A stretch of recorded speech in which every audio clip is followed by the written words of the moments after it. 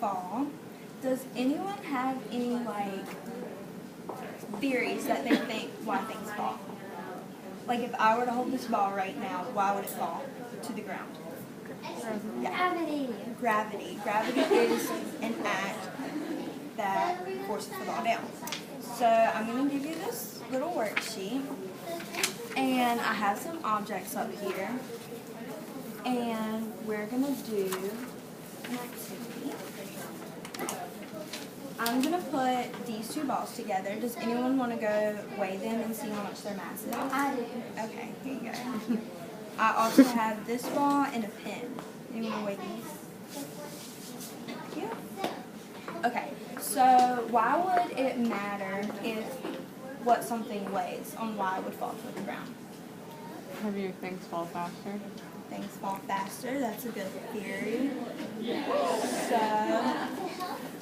and we're also going to drop this piece of paper. So what did you say? 57 grams. So we have 18.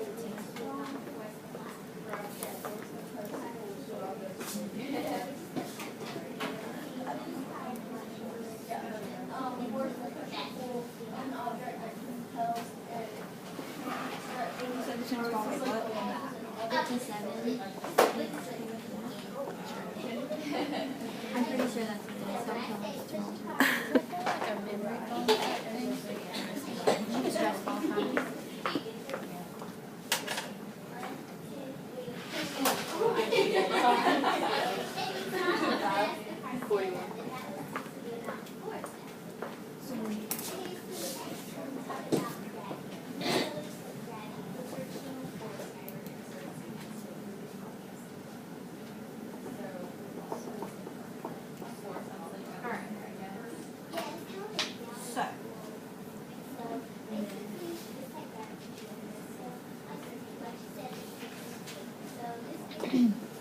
So, from what we know, if we were to drop this green squishy ball and this tennis ball, the tennis ball weighs more than this, which would hit the ground first?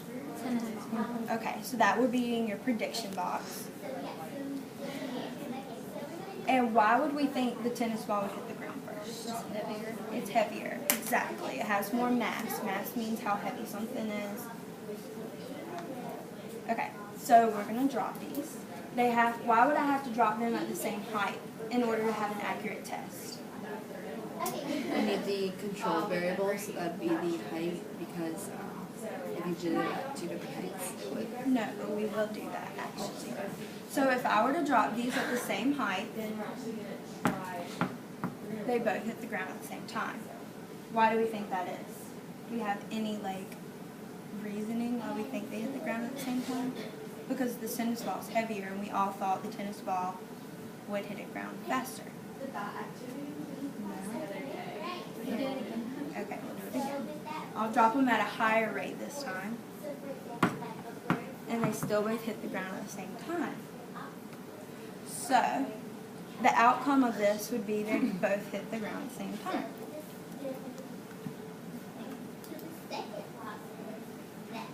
Now we're going to move on to the pin and the white ball. The pin weighs a lot less than the white ball.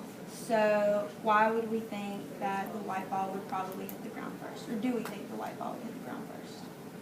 Yes, because it's heavier. Because it's heavier. Okay, so it has more mass. We think it would hit the ground first. So I'm going to, again, hold them at the same height. They both hit the ground at the same time. Now I'm going to do this piece of paper and this tennis ball.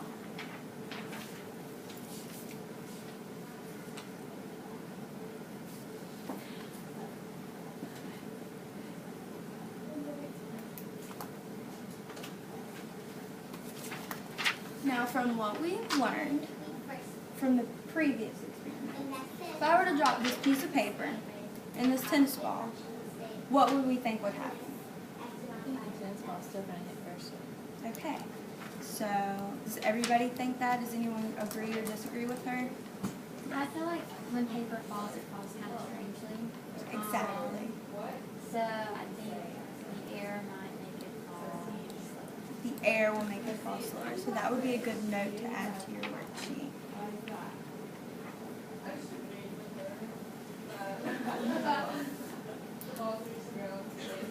So I'm going to drop both of these, and we're going to see what happens.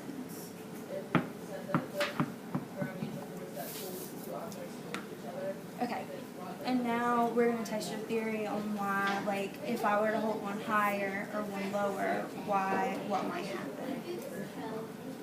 So if I were to hold this squishy ball, which has less mass, higher than this tennis ball, what do we think will probably happen?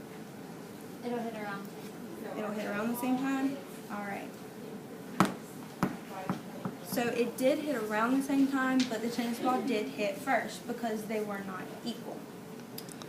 But when we are talking about the reasoning why these balls hit the ground at the same time, there's factors that we talked about that you said was gravity. Right? Does anyone know where gravity comes from? Where gravity pulls from? Center of the earth. The gravity does pull from the center of the earth. So therefore, when gravity is pulling on both of these objects as they fall, it does not matter how much they weigh. Because, why do we think that is? Does anyone have any ideas why they think that is? Well, because the gravitational pull is the same for both objects, and the pull isn't different. It does. You don't think it's different? Does anyone think it's different? Does anyone think that the gravitational pull is different for either ball? No? Well, actually, that is correct-ish, kind of, but the gravitational pull is much greater on a heavier object than it is on a lighter object, which is the reason they both hit the ground at the same time. If they were equal, we would think the lighter object would hit first because of this thing called inertia. Does anyone know what that means? No. Okay, inertia is the ability for an object to speed up, to accelerate.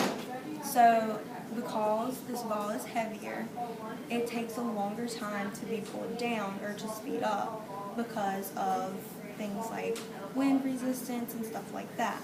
So what is actually happening is the amount of force to pull down the heavier ball compared to the lighter ball is whatever double the lighter ball is.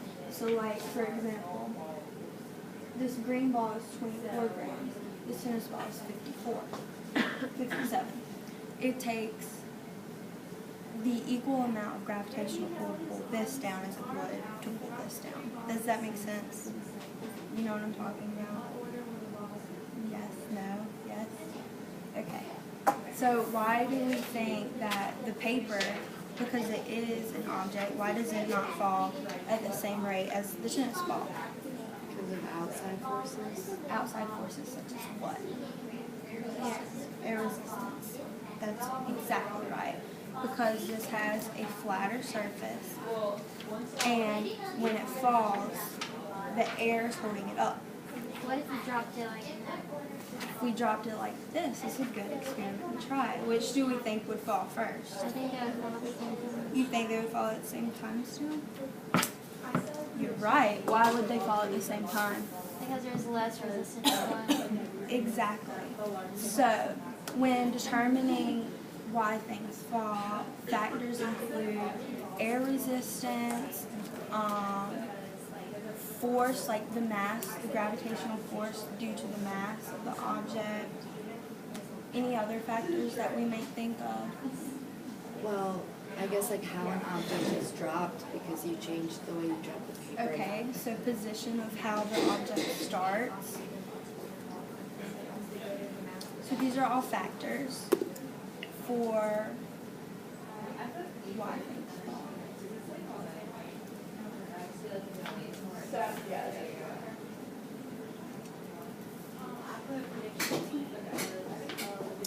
When we think about Newton and his three laws, how does anyone know Newton's three laws? It's kind of okay. So Newton's three laws is an object at rest will remain at rest unless acted on by an unbalanced force. So, like me holding this ball right here, it will stay here forever until me, myself, I drop it. I would be the unbalanced force. The next law is acceleration is produced when a force acts on a mass. The greater the mass, the greater amount needed. The greater amount of force needed. So, for example, when I drop these through the air, a greater force is needed on the heavier object, as I said before, because it's heavier. And then for every action, there's an equal and opposite reaction. So, for example, when I drop these through the air and they hit the floor at the same time, the reaction is I drop them, and the opposite reaction is they hit the floor at the same time due to the force of gravity, I think. So, we went through factors and things that might affect the way the item drops. Why do we need to understand gravity? Why is it important for us to know what gravity is?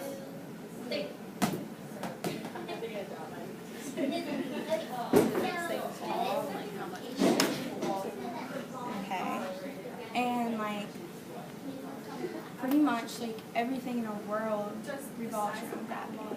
Like for us to be able to walk, we have to have gravity. We are a force being pulled by gravity. We are a matter being pulled by gravity.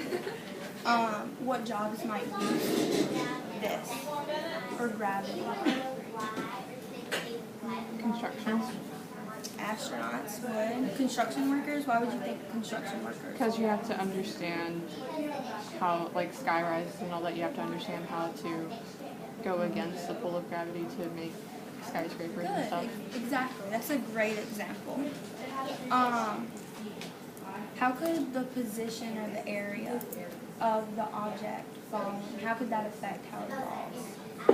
Like we kind of went over this. Like if I hold the paper like this, or if I hold it like this, why does it affect? Because of air resistance. Good.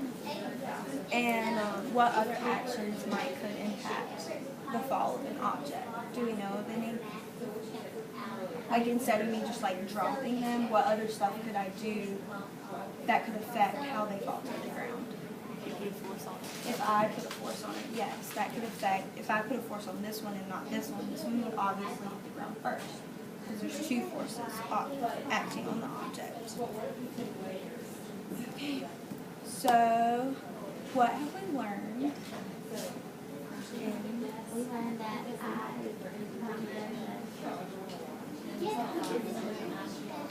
really genuinely thought that it was going to fall over. Which is funny because I thought the same thing, and then when I come and did this experiment, I was like, what? Like I really have to read about this because I don't know what's happening. So, has anyone else learned anything or want to elaborate on what she said? The air resistance and how you like dropped things like the paper in two different ways. I would have just naturally assumed that regardless of how you held it, the paper would fall the same way. Exactly. Because nothing, like, I would assume because like the mass hasn't changed, that its falling rate wouldn't change. Exactly. Is that it? Anyone have any questions or concerns? Don't understand anything? No? Take a second when you're done and share with